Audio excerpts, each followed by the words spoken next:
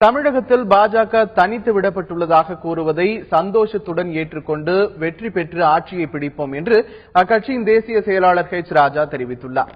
மத்திய அரசின் 2 ஆண்டு சாதனை விளக்க பொதுக்கூட்டம் சென்னை திருவல்லிக்கேணியில் நடைபெற்றது. இந்த கூட்டத்தில் கலந்து கொண்டு பேசிய ஹெச் ராஜா, தமிழின் பெயரால் மக்களை ஏமாற்றி வரும் திராவிட கட்சிகளை அரசியல் களத்திலிருந்து விரட்டி அடிக்க வேண்டும் என்றார்.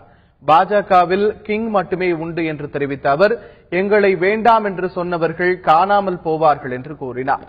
திமுக காங்கிரஸ் கூட்டணி மதவெறி கூட்டணி என்றும், மக்கள் நல கூட்டணி மக்கள் விரோத கூட்டணி என்றும் அவர் கடுமையாக விமர்சித்தார். இந்த தனிமைப்படுத்தப்பட்டிருப்பது என்று சொல்லுகிறீர்களே, இதை நாங்கள் ரசித்துக் கொண்டிருக்கிறோம்.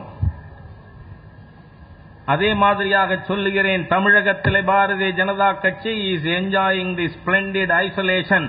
அதனுடைய பரிமாணம் என்ன என்பதை மே 19ஆம் தேதி இந்த நாடு பார்க்கும், இந்த உலகு பார்க்கும்.